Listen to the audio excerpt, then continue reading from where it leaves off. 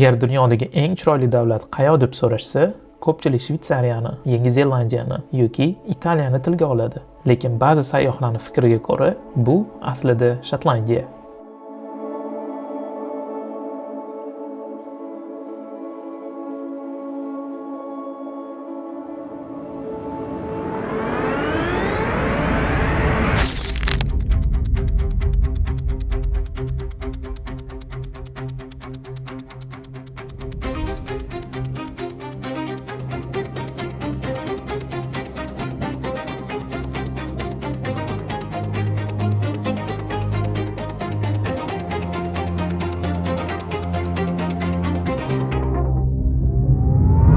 Shotlandiyada chiroyli joylar ko'p bo'lishi mumkin, lekin u o'zini sirli va g'ayritabiiy joylari bilan ham mashhur. Misol uchun, Buyodagi ko'lda o'sha ko'pchiligiga mashhur Loch Ness maxluqi bor. Harry Potterdagi poyezd yo'li, uni dunyosi va hatto Voldemortning qabri aynan shu yoqda joylashgan.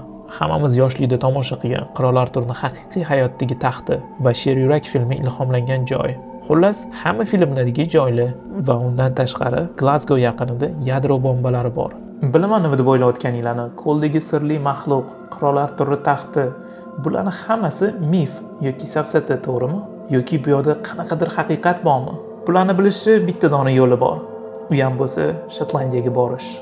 Videoni oxirigacha ko'rsangiz, qaysi biri rost, qaysi biri safsata ekanligini birga kashf qilamiz. Xullas, tushunishingiz uchun, Germaniyadan Parijda poyezdda, Parijdan Londonga yana suvni tagida yuradigan poyezdda va Londondan Shotlandiyagacha esa mashina arendaga olib borish rejada edi. Bir necha yillar oldin Parijdan Londonga poyezd suvni tagida yurish haqida eshitganimda tasavvur qilgan edim. Akvariumga o'xshagan joy bo'ladi va oynadan suvni, baliqlarni tomosha qilsa bo'ladi. Aslida esa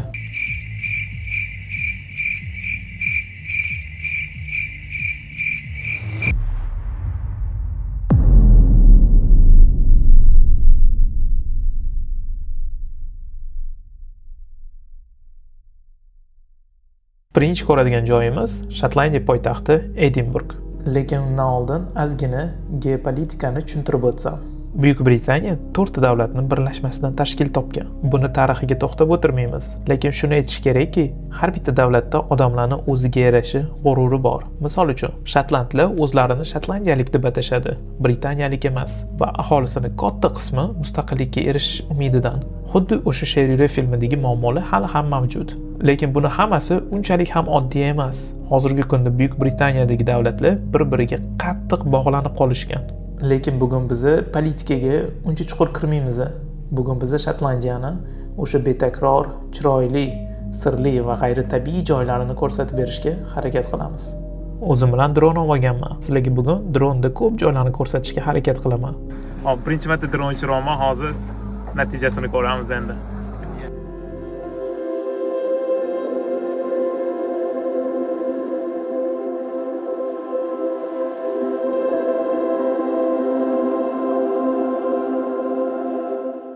Edinburg shahrida yurganingizda o'zingizni ertakka tushib qolgandek his qilasiz. Sababi bu yoqda hammasi kino, tosh ko'chalar, qora bulutlar, o'rta asr qasrlari, eski binolar va burchakda yubka kiyib olib, shotlandcha karne, bagpipe chalayotgan erkaklar. Bu yoqda ko'chada yurishning o'zi sightseeing, chunki har bitta burchakda birorta tarix, birorta afsona yoki birorta turist adashib yurgan bo'ladi. Edinburgda borish kerak bo'lgan joylarni qisqacha aytib o'tsam. Birinchi joy Dean Village.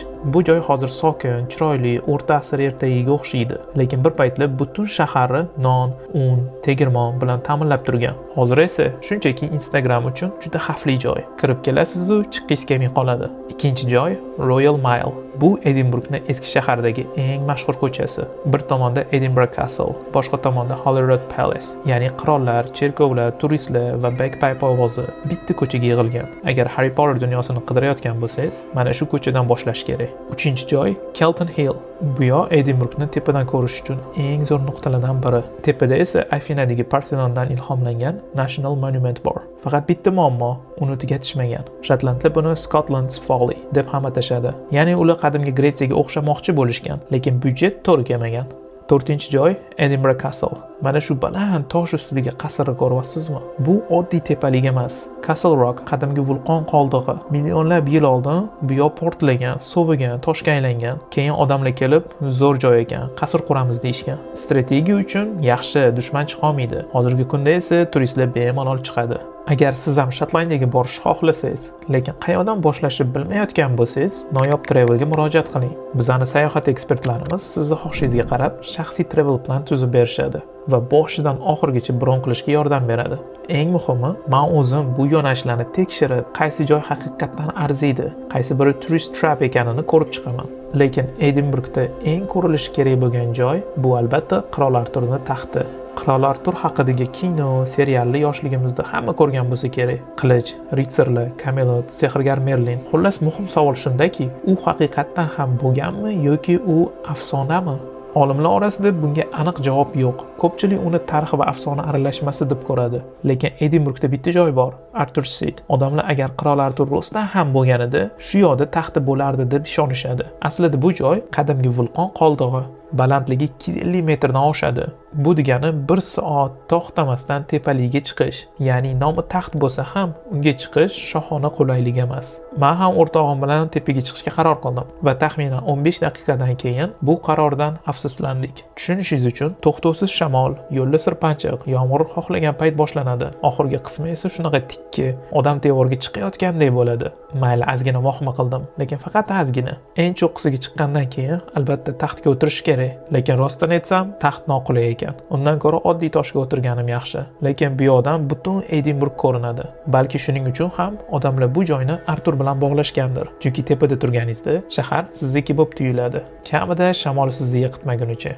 Lekin eng dahshatlisi 19-asrda shu tepalik yonida bolalar quyon ovlab yurib, kichkina g'orga duch kelishadi. G'or ichida esa 17 ta mayda tobut topiladi. Ha, tobut. Ichida esa kichkina yog'och qo'g'irchoqlar. Bu qo'rqinchli kino boshlanishiga o'xshaydi, lekin bu fakt. Eng dahshatlisi, olimlar haligacha aniq bilmaydi. Bu tobutlarni kim yasagan, kim yashirgan va nima uchun? Ba'zilar buni sehrgarlik bilan bog'laydi, lekin aniq javob yo'q. Va menimcha eng qo'rqinchli joy ham shu.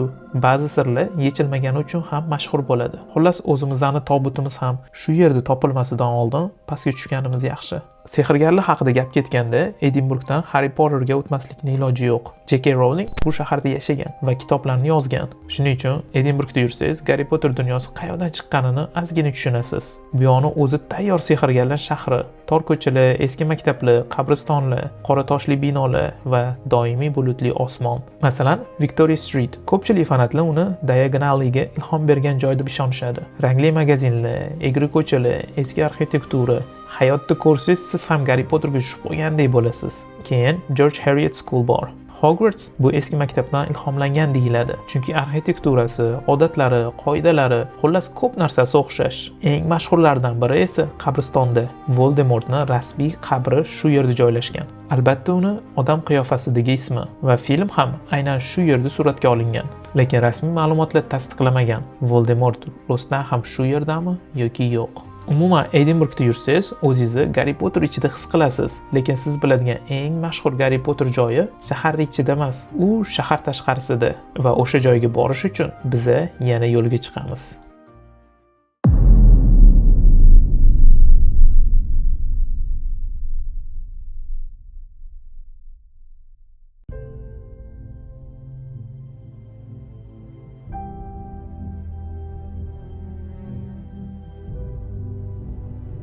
Shotlandiyani dunyodagi eng chiroyli joylardan biri deb atalishiga asosiy sababchilardan biri bu Highlands. Bu Shotlandiyaning yuragi. Tuman, yomg'ir, yashil vodiylar, qorong'i ko'llar, shamol va ajoyib tabiat.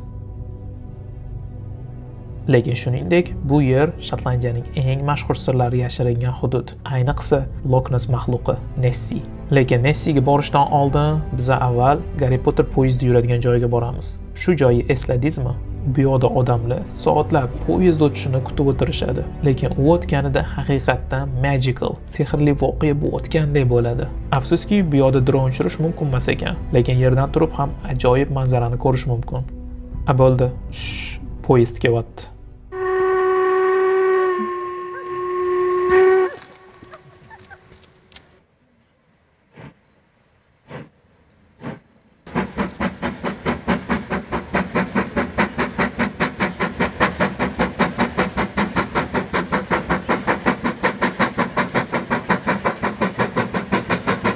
Highlandsda faqat Garri Potter emas, boshqa mashhur filmlar ham suratga olingan. Ulardan biri James Bond. Bu joylarni Glencoe deyishadi. Odatda filmda joylar chiroyli ko'rinadi, lekin bu yoqda teskarisi. Bu joylar kameraga qaraganda hayotda ancha dahshatliroq. Tabiatni qarang, qish bo'lishiga qaramasdan hamma yoq yam-yashil yoki sap-sariq. Kamera sizga qanaqa ko'rsatayotganiga bog'liq.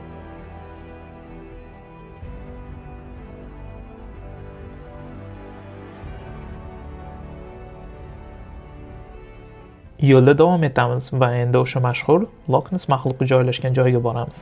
Shotlandiyada ko'llarni ko'pincha Loch deb atashadi. Bu so'z gaelik tilidan kelgan va Shotlandiyada 30 mingdan ortiq chuchuk suvli loch bor. Lekin ularning ichida eng mashhuri albatta Loch Ness. Sababi oddiy, dunyodagi eng mashhur suv maxluqi aynan shu yerda yashaydi deb o'ylashadi. Tushunishingiz uchun, bu joyning uzunligi 37 kilometr va chuqurligi 230 metrga teng. Ya'ni tagiga 70 qavatli binoni tashlasangiz ham usti ko'rinmaydi. Eng qizig'i, shu joyning o'zidagi chuchuk suv butun dunyo aholisini 10 oy to'xtovsiz boqishga yetadi. Bu ko'lga qaraganingizda suvning ichi umuman ko'rinmaydi. U xuddi tubsiz, cheksiz zulmatga o'xshaydi va shuning uchun ham u yoqda nimadir yashirinayotganga o'xshaydi. Suv harorati esa butun yil davomida 4-5 darajada turadi. Hatto qahraton qishda ham bu ko'l muzlamaydi. Eng asosiy sababi buni tubi shunchalik chuqurki, uni butun hajmidagi suv bir me'yorda saqlanadi. Qish kelganida esa ustki qatlami sal muzlashi bilan og'irlik qilib, ko'l tubiga tushadi va yana 4-5 darajaga chiqib qoladi. Ya'ni bu ko'l ham sovuq, ham qorong'i, ham juda chuqur. Shuning uchun ham bu ko'l har xil mavjudotlar yashab qolishi uchun ideal joy hisoblanadi. Bu ko'lni ko'rish uchun millionlab odamlar har yili kelishadi. Asosiy sababi Loch Ness maxluqi, ya'ni Nessini ko'rish. Birinchi marta uni 6-asrda ko'rishgan, lekin o'tgan asrgacha unga afsona sifatida qarab kelishgan edi. 1934-yilda bir jarroh ko'lni rasmga oladi va unda Loch Ness maxluqi ham bo'ladi. Odamlar bittada bunga ishonishadi. Sababi u paytlar Photoshop kabi narsalar yo'q edi. Bugungacha Loch Ness maxluqini ko'rganini aytgan odamlar 1000dan oshgan. Kimdir suvda g'alati to'lqin ko'rgan, kimdir uzun bo'yin ko'rgan, kimdir qora soyani ko'rgan, kimdir esa ehtimol Shotlandiyaning ob-havosidan keyin ko'p narsa ko'rgan. Bu maxluq rostmi yoki yolg'on, bu boshqa narsa.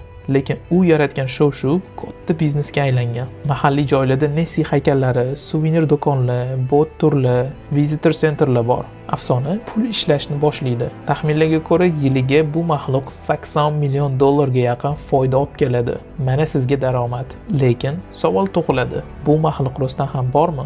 Agar faktlarga qaraydigan bo'lsak, 1934-yilda suratga olingan rasm fake bo'lgan ekan. 1994-yilda ma'lum bo'ldiki, u rasmdagi maxluq aslida qo'g'irchoq bo'lgan. Undan boshqa aniq bir isbotlasa bo'ladigan dalili yo'q. Odamlar ko'zi bilan ko'rdim degan da'vodan tashqari. Ko'pchilik odamlar bu maxluq qadimiy dinozavr deb o'ylaydi. Bu teoriya ham o'z isbotini topmagan. Sababi bunaqa katta maxluqni asrlar davomida yashab qolishi uchun yetarlicha ozuqa yo'q. Ya'ni ko'ldagi boshqa mavjudotlarni o'rganib chiqib, yillar davomida kuzatish jarayonida shu xulosaga kelishgan. Eng qiziq tadqiqot esa 2018-2019-yillarda bo'lgan. Olimlar Loch Ness suvidan environmental DNA, ya'ni suv ichida yashagan mavjudotlardan qoladigan genetik izlanishlarni yig'ishgan. Natija esa hech qanaqa dinozavr, gigant maxluqning DNKsi topilmagan. Lekin qiziq tomoni, suvda juda ham ko'p ilon baliq DNKsi topilgan. Shuning uchun ayrim olimlar balki odamlar ko'rgan maxluq aslida katta ilon baliq bo'lishi mumkin deyishadi. Lekin bu ham yakuniy javob emas. Chunki DNK borligi ilon baliqlar ko'pligini ko'rsatadi, lekin ularning kattaligini emas. Xullas, bu g'ayritabiiy ko'ldan chiqib, Shotlandiyadagi, yo'q, umuman butun dunyodagi eng g'ayritabiiy joyga bordik.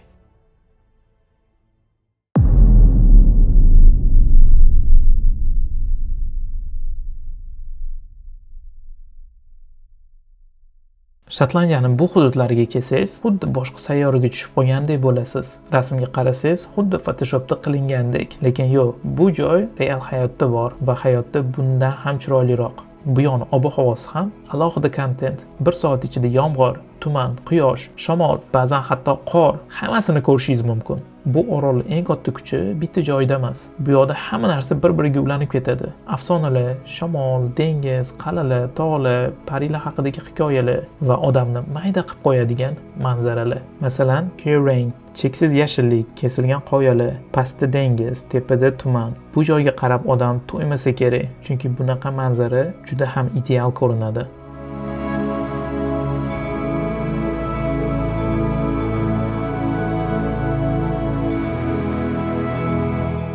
Keyin Fairy Pools bor. Tog'i tagidagi shaffof, muzdek suvli va sharsharalar. Nom ham bejiz emas. Fairy Pools, ya'ni parilar hovuzlari. Suv shu qadar tiniqki, odam sakrab tushgisi keladi. Lekin bir narsani unutmaslik kerak. Shotlandiyadagi suvlar muzlash darajasida bo'ladi.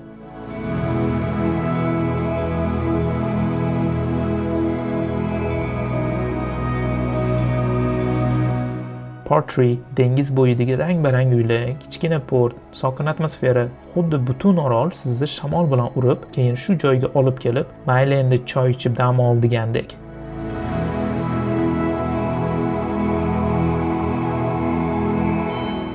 Bu yoqda bir nechta o'rta asr qasrlari ham bor va yana mahalliy afsonalarga ko'ra Sligechin tomondagi daryolar borki, agar yuzingizni yuvsangiz, yoshartirar emish. Endi bu rostmi, yolg'onmi bilmadim, lekin Shotlandiyada odamlar oddiy daryoni ham tinch qo'yishmaydi. Albatta unga ham sir qo'shib yuborishadi. Lekin Skydagi eng mashhur joylardan biri bu Old Man of Storr. Mana bu qoyaga qarang, xuddi kinoning ichiga tushib qolgandek bo'lasiz. Millionlab yillar oldin yer qatlamlari siljishi, vulqonlar va boshqa kuchli tabiat hodisalari tufayli paydo bo'lgan ulkan geologik mo'jiza. Va shu joyga qarab bitta narsani tushunasiz. Tabiatga ba'zan arxitektor kerak emas. O'zi ham haddan tashqari yaxshi ishlarkan.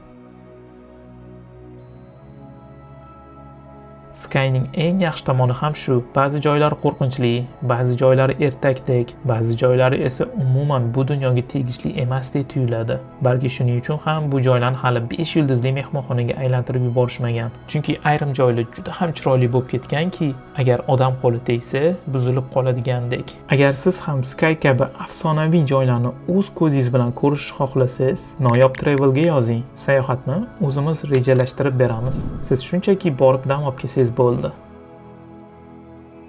Bu ajoyib manzaralarga to'yib olib, bugungi sayohatning oxirgi va eng xavfli nuqtasi Glasgow shahriga yo'l oldik.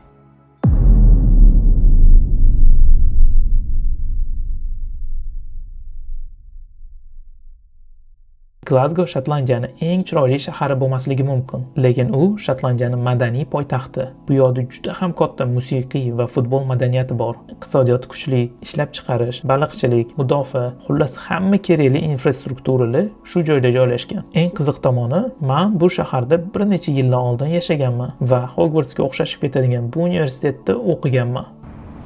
Bugun men sizlarni o'zim o'qigan sehrli universitetga olib kirib ko'rsataman. Bu universitet ingliz tilida so'zlashuvchi eng qadimiy universitetlardan biri va ekonomikani otasi Adam Smith aynan shu yerda o'qib, dars bergan va o'sha mashhur Millat boyligi kitobini yozgan. Edinburgda ajoyib tarix, chiroyli arxitektura, shaharsozlikni ko'rish mumkin, lekin Glasgow bu ishchilarning shahri. O'zi ham New Yorkka o'xshashib ketadi. Shuning uchun bo'lsa kerak bir necha Gollivud filmlari aynan shu yerda suratga olingan.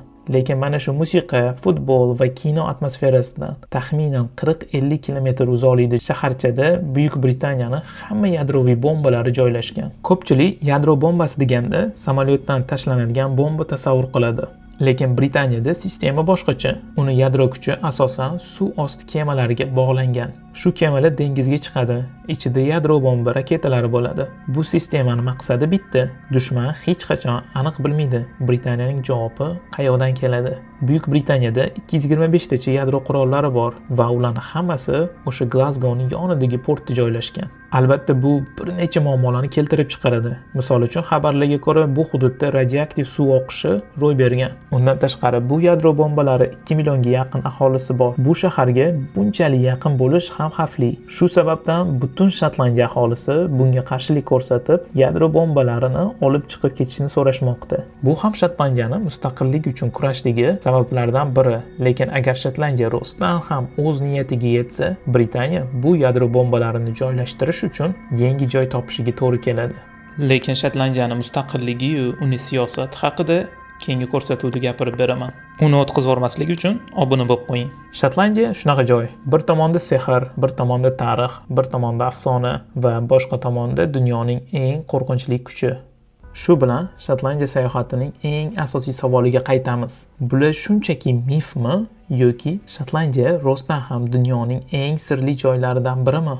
Bunisini endi siz o'zingiz uchun borib kashf qilishingiz kerak. Agar siz ham Shotlandiyaga yoki shunga o'xshagan g'ayritabiiy joylarga borishni xohlasangiz, unda Noyob Travelga murojaat qiling. Biz sizga hammasini rejalashtirib beramiz. Siz shunchaki borib, g'ayritabiiy hikoyalar bilan qaytib kelasiz.